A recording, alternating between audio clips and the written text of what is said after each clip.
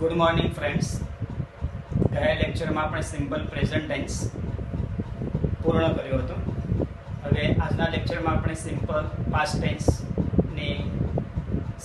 Tense વિશે આપણે જોઈશું. તો સિમ્પલ પાસ્ટ ટેન્સ એટલે સાદો ભૂતકાળ. એનો યુઝ છે કે ભૂતકાળમાં અમુક સમય કોઈ ક્રિયા થઈ હતી એવું બતાવવા માટે આપણે સાદા ભૂતકાળનો ઉપયોગ કરીએ. ફોર એક્ઝામ્પલ તરીકે I wrote a letter, he sang a song, he met me yesterday. તો અહીંયા આપણે જોઈએ એનો યુઝ લખેલો છે કે ભૂતકાળમાં અમુક સમયે કોઈ ક્રિયા થઈ હતી તે બતાવવા માટે સાદો ભૂતકાળ વપરાય છે. એનો કીવર્ડ્સ છે એના yesterday, last week, once, in 2010, on Sunday, 2 days ago, on that day.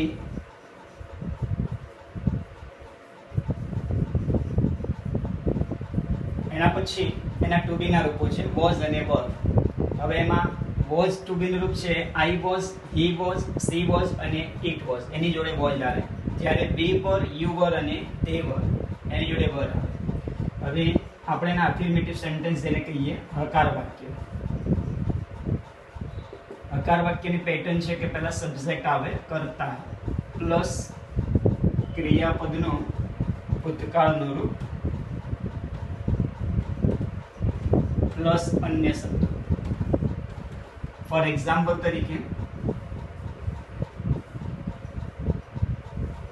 she ate an apple yesterday. તો અહીંયા પ્રથમ કર્તા છે એની જોડે ક્રિયાપદનું ભૂતકાળનું રૂપ આવે. Number 2, Amit wrote a letter. એ જ રીતે નકાર વાક્ય જેને આપણે કહીએ નેગેટિવ સેન્ટેન્સ. નકાર વાક્યમાં કર્તા plus did plus not plus ક્રિયાપદનો મૂળ રૂપ પ્લસ અન્ય શબ્દો. એક્ઝામ્પલ તરીકે we did not see that film. Number 2, Raj did not drink tea. તો અહીંયા ડીડની જોડે હંમેશા ક્રિયાપદનો મૂળ રૂપ આવે છે. એ જ રીતે આપણે ઇન્ટેરોગેટિવ સેન્ટેન્સ જેને કહીએ છીએ પ્રશ્નાર્થ વાક્ય. ઇન્ટેરોગેટિવ સેન્ટેન્સ તો એની પેટર્ન છે કે વાક્યની શરૂઆતમાં ડીડ આવે પ્લસ કર્તા પ્લસ ક્રિયાપદનો મૂળ રૂપ પ્લસ અન્ય શબ્દો plus question mark. For example did you ask your father?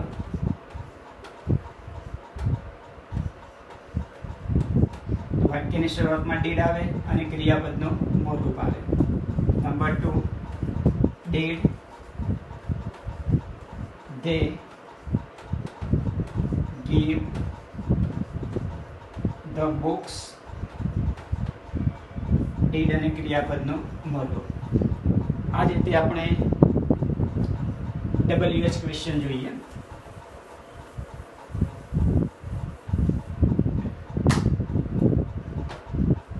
WH question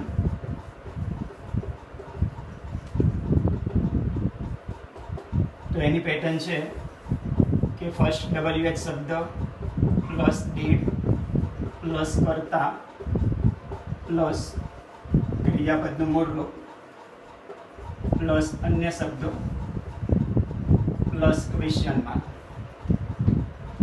example તરીકે vote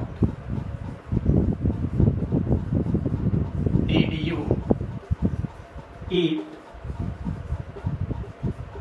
yesterday night.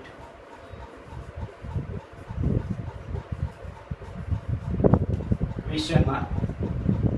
Number 2, where did she put her bag? તો did ક્રિયાપદનું મૂળ રૂપ, did અને ક્રિયાપદનું મૂળ રૂપ. હવે ટુ બી ના રૂપો જે કહીએ આપણે એના મૂળ ક્રિયાપદના ભૂતકાળના રૂપો જે ખૂબ જ અગત્યના હોય છે. ક્રિયાપદ અને એનું ભૂતકાળ. તમને ઇઝ આપ્યું છે તો એનું ભૂતકાળ શું થશે? વોઝ. આર છે તો એનું ભૂતકાળ શું થાય? વર્ક. ડુ અને ડઝ હોય, ડુ અને ડઝ, તો એનું ભૂતકાળ શું થશે?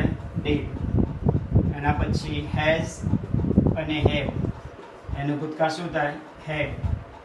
એ જ રીતે સેલ છે તો સેલનું ભૂતકાળ શું થશે? શુડ. વિલ છે તો વિલનો ભૂતકાળ would. કેન, કેનનું ભૂતકાળ શું થાય? could. મે, મેનું ભૂતકાળ શું થશે? might.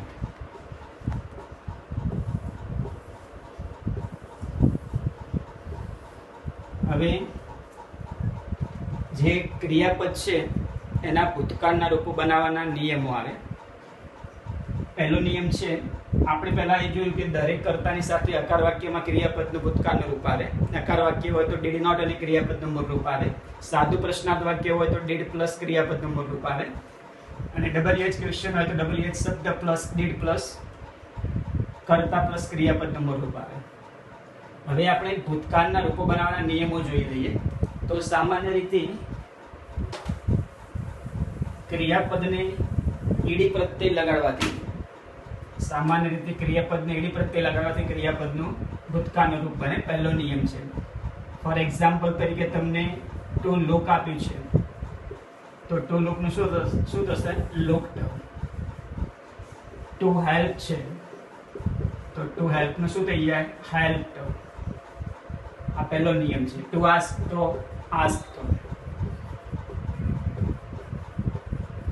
સેકન્ડ નિયમ છે કે જે ક્રિયાપદને છેડે ઈ આવતો હોય અને એનું ભૂતકાળનું રૂપ બનાવવું હોય તો માત્ર ડી પ્રત્યય લાગે. ફોર એક્ઝામ્પલ તરીકે ટુ ડાન્સ તો શું થશે? ડાન્સ ડો. ટુ અરેન્જ, ટુ અરેન્જ તો એનું ભૂતકાળ શું થશે? અરેન્જડ. આ જ રીતે ત્રીજો નિયમ છે કે જે ક્રિયાપદને અંતે એલ આવે તો એનું ભૂતકાળનું રૂપ બનાવીએ આપણે ત્યારે ડબલ એલ થઈ જાય અને ઈડી લાગે. ફોર એક્ઝામ્પલ તરીકે ટુ ટ્રાવેલ. 8 નિયમો છે આના ભૂતકાળના રૂપો બનાવવાના. ટ્રાવેલ તો શું થશે? ટ્રાવેલ્ડ. ડબલ એલ થઈ જાય અને ઈડી લાગે. ટુ ક્વોરલ તો ક્વોરલ્ડ. નંબર 4 છે કે જે ક્રિયાપદને અંતે વાય હોય અને વાયની આગળ વ્યંજન હોય ત્યારે વાયનું શું થઈ જાય? આઈ અને ઈડી પ્રત્યય લાગે. ફોર એક્ઝામ્પલ તરીકે તમને આપ્યું છે ટુ સ્ટોપ. અહીંયા છેલ્લો અક્ષર વ્યંજન છે, એની આગળ ઓ સ્વર છે. હવે આ સ્ટોપનું ભૂતકાળ બનાવવું છે આપણે તો શું થાય? Stopped. Double P ED. Second example એનું ટુ રબ તો એનું ભૂતકાળ શું થાય? રબડ. ટુ ક્લેપ તો ક્લેપડ. પાંચમો નિયમ છે કે જે ક્રિયાપદને અંતે વાય આવતો હોય, જે ક્રિયાપદને અંતે વાય હોય અને વાયની આગળ શું હોય? વ્યંજન હોય ત્યારે વાયનો આઈ થાય છે અને ઈડી પ્રત્યય લાગે છે. ફોર એક્ઝામ્પલ તરીકે ટુ ક્રાય તો ક્રાઇડ. ટુ કેરી તો શું થશે? કેરીડ. વાયનો આઈ થઈ જાય અને ઈડી પ્રત્યય લાગે. નંબર 6 જે ક્રિયાપદને અંતે વાય હોય અને વાયની આગળ સ્વર હોય ત્યારે વાયનો આઈ થતો નથી, માત્ર ઈડી પ્રત્યય લાગે. ફોર એક્ઝામ્પલ તરીકે ટુ પ્લે. ટુ પ્લેનું ભૂતકાળ શું થાય? પ્લેડ. અહીંયા વાયનો આઈ થતો નથી, માત્ર ઈડી પ્રત્યય લાગે. નેક્સ્ટ ટુ સ્ટે, તો સ્ટેડ. સાતમો નિયમ છે કે કેટલાક ક્રિયાપદોના ભૂતકાળના રૂપો અનિયમિત રીતે બને છે, જે આપણે હોમવર્કમાં તમને લખવા આપેલા હતા. અ લિસ્ટ ઓફ વર્બ્સ, એ બધા આપણે મોઢે કરવા પડશે. એમાં કોઈ રૂલ્સ લાગુ પડતો નથી. ફોર એક્ઝામ્પલ તરીકે બ્રેક હોય તો બ્રોક, ગો હોય તો વેન્ટ, ટીચ હોય તો ટોટ, સ્પીકનો સ્પોક, ફ્લાયનો ફ્લ્યુ, ડ્રિંકનો ડ્રેન્ક, સિંગનો સાઇંગ, સેનો સેડ, પેનો પેડ. આ બધા જે ક્રિયાપદો છે એને કેવા વર્ગ કહીએ આપણે? ઇરેગ્યુલર વર્ગ.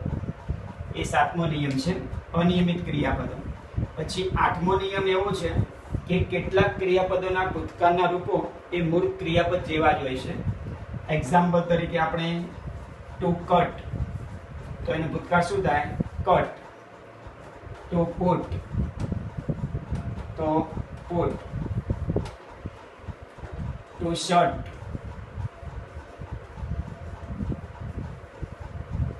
તો શટ.